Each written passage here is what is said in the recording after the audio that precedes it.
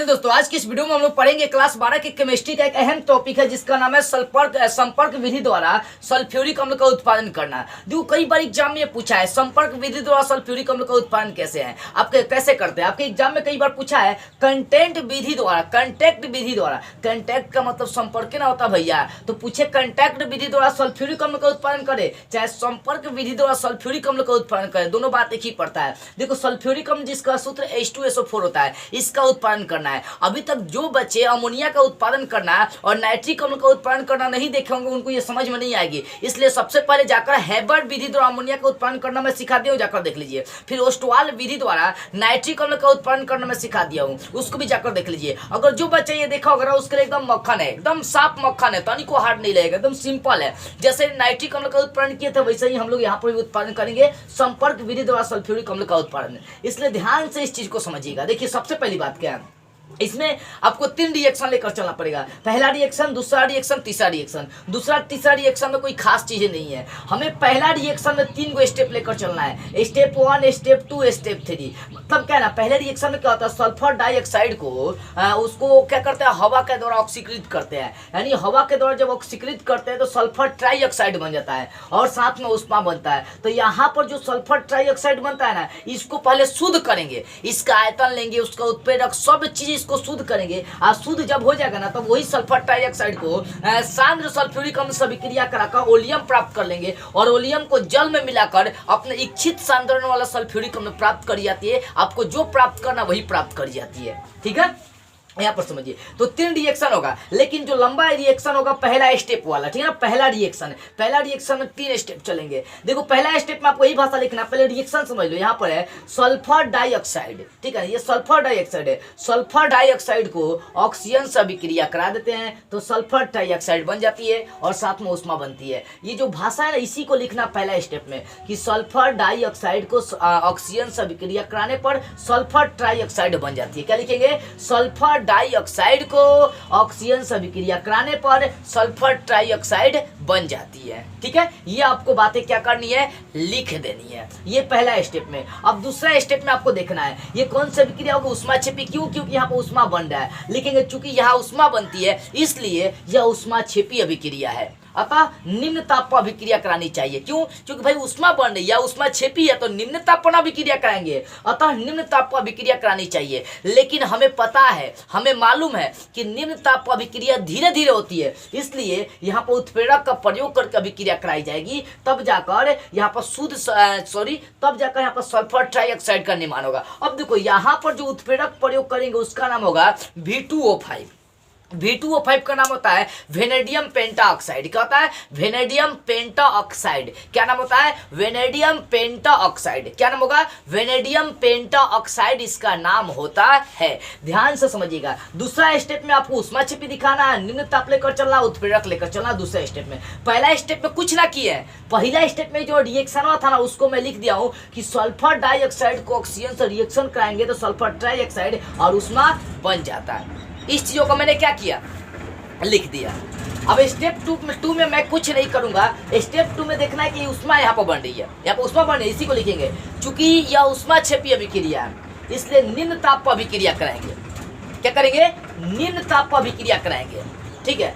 चूंकि यहाँ उष्मा बनती है इसलिए निम्न ताप पर अभिक्रिया कराएंगे, लेकिन निम्न ताप पर अभिक्रिया धीरे धीरे होती है, इसलिए उत्प्रेरक का प्रयोग करके हम लोग शुद्ध सल्फर ट्राइऑक्साइड का निर्माण करते हैं। लेकिन अब वो सल्फर ट्राइऑक्साइड शुद्ध नहीं होता है क्योंकि इसका आयतन देखना पड़ता है। फिर दूसरा का स्टेप में आपको ये लिखना है, चूंकि यहाँ उष्मा बन रही है इसलिए उष्मा क्षेपी अभिक्रिया है, इसलिए निम्न ताप पर अभिक्रिया कराएंगे, लेकिन निम्न ताप पर अभिक्रिया धीरे धीरे होती है, अतः उत्प्रेरक वेनेडियम पेंटाऑक्साइड का प्रयोग करके सल्फर ट्राइऑक्साइड प्राप्त कर जाती है।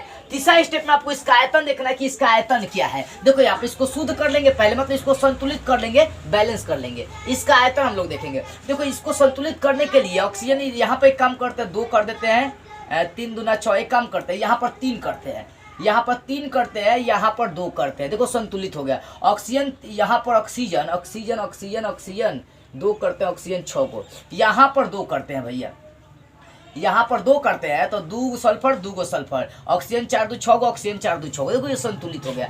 अब भाई हमें संतुलित करने के लिए बताया, संतुलित कर लिया, हमें आयतन देखना है। आयतन से मतलब होता है ये सल्फर डाइऑक्साइड का आयतन 2 है, पहले 2 देखेंगे, इसके पहले क्या 1 छुपा है, यहाँ पर क्या 2 है। देखो यहाँ पर अभिकारक का आयतन 2 एगो 3 हो जा रहा है, अभिकारक का आयतन 3 लेकिन प्रतिफल का आयतन 2 हो रहा है, यानी यहाँ अभिकारक का आयतन आपका बढ़ रहा है। आपको बताया गया था कि जब अभिकारक का आयतन बढ़ेगा तो उच्च दाब पर अभिक्रिया कराना है, अब वही जब अभिकारक का आयतन घटेगा तो निम्न दाब पर अभिक्रिया करानी है। ठीक है ना, ये सारी बात आपको समझाई गई है।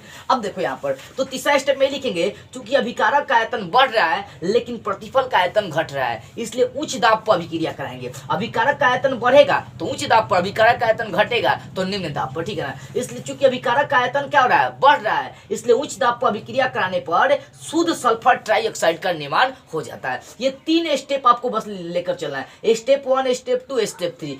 स्टेप 1 में खाली भाषा तो लिख रहा है, स्टेप 1 में आपको भाषा लिखना इतना है कि सल्फर डाइऑक्साइड को ऑक्सीजन से अभिक्रिया कराने पर सल्फर ट्राइऑक्साइड का निर्माण होता है। ये हो गया आपका सल्फर पहला स्टेप। और दूसरा का लिखेंगे, चूंकि यहाँ उष्मा बनती है इसलिए यह उष्माक्षेपी अभिक्रिया है। जब उष्माक्षेपी होगी तो निम्न ताप पर लिखेंगे, चूंकि यह उष्माक्षेपी अभिक्रिया इसलिए निम्न ताप पर अभिक्रिया करानी चाहिए, लेकिन निम्न ताप पर अभिक्रिया धीरे धीरे होती है, इसलिए यहाँ उत्प्रेरक वेनेडियम पेंटाऑक्साइड का प्रयोग करके अभिक्रिया कराने से यहाँ पर सल्फर ट्राइऑक्साइड का निर्माण होता है। इतना बात आपको स्टेप 2 में डाल दी है। अब स्टेप 3 में आपको क्या करना है, आयतन देखना है। तो देख रहे हैं अभिकारक का आयतन बढ़ रहा है, प्रतिफल का आयतन घट रहा है। लिखेंगे चूंकि अभिकारक का आयतन बढ़ रहा है और प्रतिफल का आयतन घट रहा है, इसलिए उच्च दाब पर अभिक्रिया कराने से शुद्ध सल्फर ट्राइऑक्साइड का निर्माण हो जाता है। इस तरह से आपका ये पहला रिएक्शन का स्टेप क्लियर हो गया।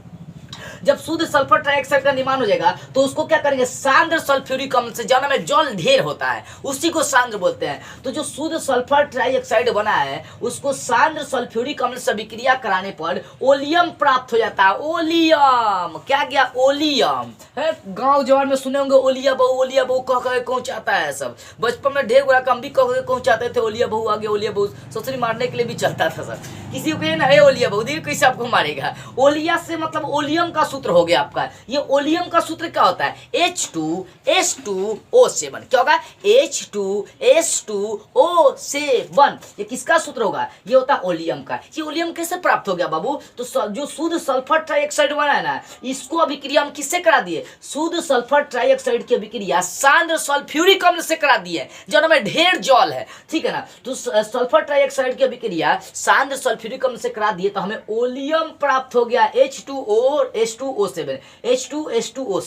अब भाई जो ओलियम प्राप्त हुआ ना, इसको जल से अवशोषित करा देंगे, जल के संग मिलाकर इच्छित सांद्रण वाला सल्फ्यूरिक अम्ल प्राप्त कर लिया जाता है। आप जैसा सल्फ्यूरिक अम्ल प्राप्त करना चाहते हो वैसा प्राप्त कर लिया जाता है, और यही सूत्र होता है H2S2O7 बोले H2SO4। ये हो गया आपका सल्फ्यूरिक अम्ल का उत्पादन किस विधि द्वारा, संपर्क विधि द्वारा। देखो ये आपका स्टेप 1 जो पहला रिएक्शन का स्टेप है क्लियर हो गया। स्टेप 2 में आपको भाषा इतना लिखना है कि प्राप्त सल्फर ट्राइऑक्साइड को सांद्र सल्फ्यूरिक अम्ल से अभिक्रिया कराने पर ओलियम प्राप्त होता है, रिएक्शन लिख देना है। ठीक है ना, फिर तीसरा में आएंगे, तीसरा में लिखेंगे प्राप्त ओलियम को जल से अवशोषित कराकर इच्छित सांद्रण वाला या अपने मन वाला सल्फ्यूरिक अम्ल प्राप्त कर लिया जाता है। उसके बाद रिएक्शन लिख देना, हो गया। 3 स्टेप में बस, पहला रिएक्शन, दूसरा का रिएक्शन, तीसरा का रिएक्शन। पहले का रिएक्शन में बस ध्यान देना है कि सल्फर ट्राइऑक्साइड को शुद्ध करना होगा, शुद्ध करने के लिए 3 स्टेप चलना होगा। उसके बाद जब शुद्ध हो जाएगा तो वह उसको क्या करेंगे, सांद्र सल्फ्यूरिक अम्ल से अभिक्रिया करा देंगे तो हमारा बन जाएगा। फिर सांद्र सल्फ्यूरिक अम्ल जो यहाँ ओलियम बनेगा, ओलियम को जल से मिलाकर क्या करेंगे, जो हमें जैसा हमें सल्फ्यूरिक अम्ल बनाना है वैसा हम लोग बना सकते हैं। तो इस तरह से यही होता है संपर्क विधि द्वारा सल्फ्यूरिक अम्ल का उत्पादन। चलिए ये बेसिक तरीका आपको बेटा से समझ में आ गई होगी। तो बस आज की इस वीडियो में इतना ही। अगले वीडियो में हम लोग इसका अगले पार्ट को स्टार्ट करते हुए फिर मिलेंगे।